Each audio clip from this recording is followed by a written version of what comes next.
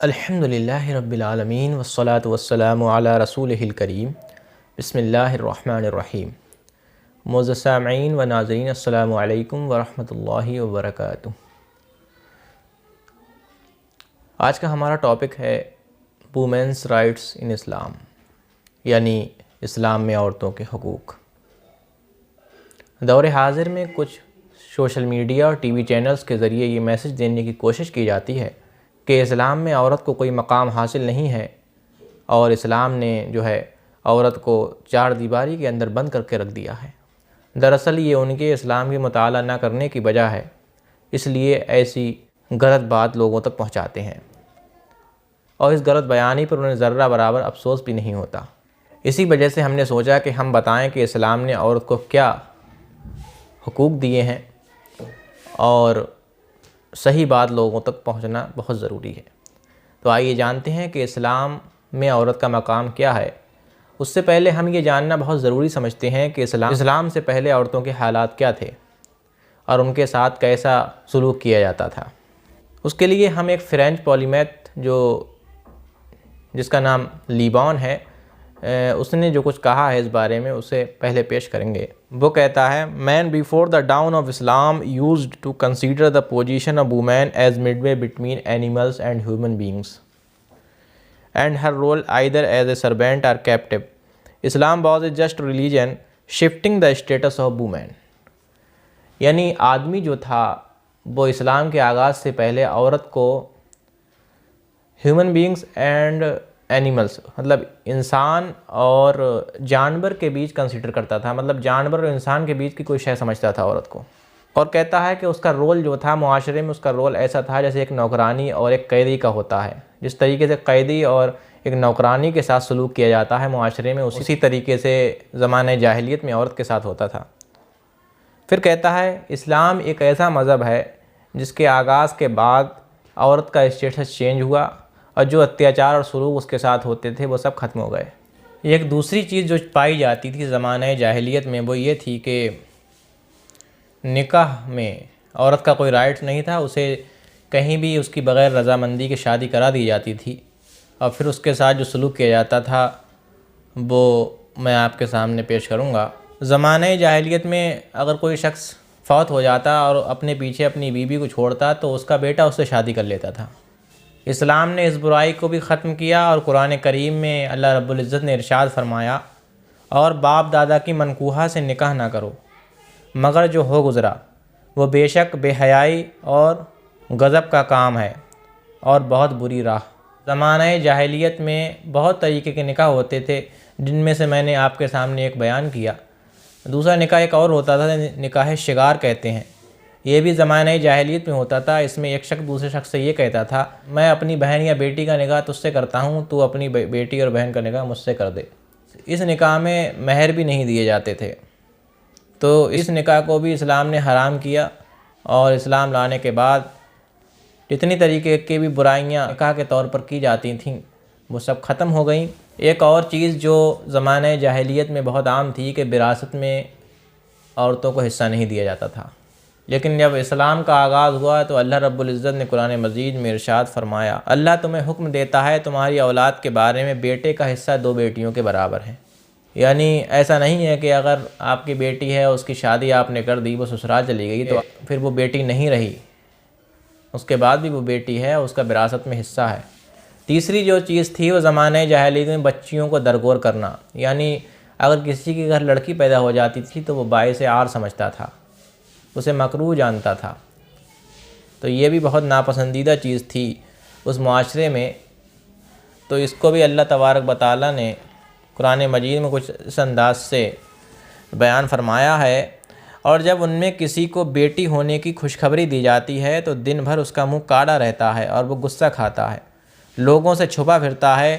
اس بشارت کی برائی کے سبب کیا ذلت کے ساتھ رکھے گا یا اسے مٹی میں دبا دے گا، جس کے بارے میں قیامت کے میدان میں بیٹیوں سے پوچھا جائے گا کہ تمہیں کس جرم میں قتل کیا گیا، آخر تمہاری کیا خطا تھی۔ مجرموں سے نہیں پوچھا جائے گا بلکہ بیٹیوں سے پوچھا جائے گا۔ نکلسن اس بارے میں لکھتا ہے عرب کی ہسٹری بیان کرتے ہوئے، The dispatch of a daughter is a kindness, or the dispatch of a daughter is noble deed. یعنی جو باپ ہوتا تھا بیٹی کا، وہ اپنی بیٹی کو درگور کرنا ایک نیکی سمجھتا تھا، نیکی سمجھ کر اسے درگور کرتا تھا۔ وہ یہ نہیں سمجھتا کہ ظلم کر رہے ہیں ہم، بلکہ اسے نیکی سمجھتا تھا۔ اللہ رب العزت نے ارشاد فرمایا الا تقتلوا اولادکم، اپنی اولاد کو قتل نہ کرو مفلسی کے ڈر سے، ہم انہیں بھی رزق دیں گے اور تمہیں بھی رزق دیں گے۔ بخاری شریف کی حدیث ہے، حضور اکرم صلی اللہ علیہ وسلم نے ارشاد فرمایا صحابہ کی مجلس میں مجھ سے بیعت لو۔ آپ نے کچھ باتوں پر بیعت دی، جس میں سے میں یہاں کچھ چیزوں کا ذکر کروں گا۔ آپ نے فرمایا کہ اللہ کے ساتھ کسی کو شریک نہ کرو گے، اور فرمایا چوری نہیں کرو گے، اور فرمایا کہ اولاد کو قتل نہیں کرو گے۔ صحابہ کرام نے اس پر عہد لیا۔ پھر اس کے بعد کوئی ایسا قصہ نہیں ملتا کہ کسی باپ نے اپنی بیٹی کو درگور کیا ہو۔ لیکن افسوس کی بات یہ ہے کہ آج کے دور میں کچھ لوگ جب ولادت سے پہلے چیک اپ کراتے ہیں، حالانکہ ہاسپٹلز میں اس پر بین ہے کہ جینڈر کی جانچ نہیں ہو سکتی، جو بچہ پیدا ہونے والا ہے اس کے جینڈر کی جانچ نہیں ہو سکتی، یہ اپرادھ مانا جاتا ہے، لیکن پھر بھی کچھ ہاسپٹلز میں ایسا ہوتا ہے، اور اگر ماں کے پیٹ میں بیٹی ہو تو وہ ایبارشن کرا دیتے ہیں، وہ تو دنیا میں آنے ہی نہیں دیتے۔ تو یہ بھی اتنا ہی بڑا جرم ہے جتنا وہ زمانہ جاہلیت میں عرب کے لوگ کرتے تھے، اور ایسے لوگ جاہل قسم کے لوگ ہوتے ہیں جو بیٹی کو باعث عار سمجھتے ہیں، مکروہ سمجھتے ہیں۔ بیٹی تو اللہ کی رحمت ہوتی ہے۔ تو یہ حال تھے زمانہ جاہلیت میں کہ سب سے پہلی بات بیٹی کو زندہ درگور کر دیتے تھے، اسے جینے ہی نہیں دیتے تھے۔ پھر نکاح کا مسئلہ جو آتا تھا، پھر اسے نکاح اس کی بغیر رضامندی کر دیا جاتا تھا۔ پھر نکاح کے بعد اگر اس کا شوہر مر جاتا تو پھر اس کا بیٹا اس سے شادی کر لیتا تھا۔ تو یہ اتیاچار ہوتے تھے زمانہ جاہلیت میں۔ پھر اس کے بعد اگر شادی کسی نے اپنی بیٹی کر دی تو وراثت میں کوئی حصہ نہیں ملتا تھا، تو ہر طریقے سے اسے ٹارچر کیا جاتا تھا۔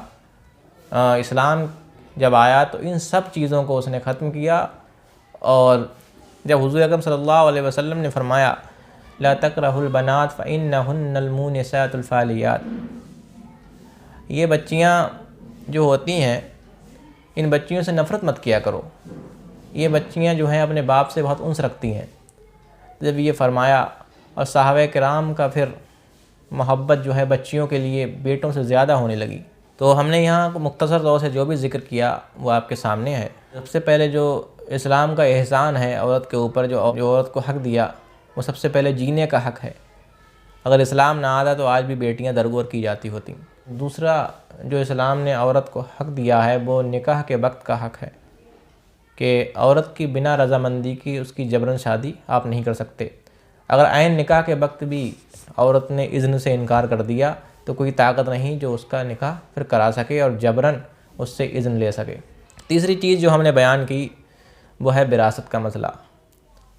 کسی مذہب میں ایسا تصور نہیں ملتا وراثت کا کہ وراثت میں عورت کو حصہ دیا جاتا ہو، لیکن اسلام نے آج سے 1400 سال پہلے یہ تصور دنیا کے سامنے پیش کیا، اور اسی تصور کو دوسرے مذاہب میں بھی اب فالو کیا جا رہا ہے۔ ہمارے ملک ہندوستان میں بھی 9 ستمبر 2005 کو سپریم کورٹ نے یہ بیان جاری کیا تھا، جس میں ارون کمار مشرا جو جج تھے انہوں نے کہا تھا ونس اور ڈاٹر آلویز اے ڈاٹر، مطلب بیٹی ہمیشہ بیٹی ہی ہوتی ہے، چاہے آپ اس کی شادی کر دیں، اگر وہ سسرال بھی چلی جائے تب بھی آپ ہی کی بیٹی ہے، تو اسے وراثت میں حصہ دینا ضروری ہے۔ تو ہمارے ملک میں بھی یہ قانون پاس ہوا۔ تو یہ 3 چیزیں ہیں جو میں نے بیان کی۔ پہلا ہو گیا جینے کا حق، دوسرا ہو گیا نکاح کے وقت اس کی رضامندی، اور تیسرا ہو گیا وراثت میں اس کا حصہ۔ وما علینا الا البلاغ المبین۔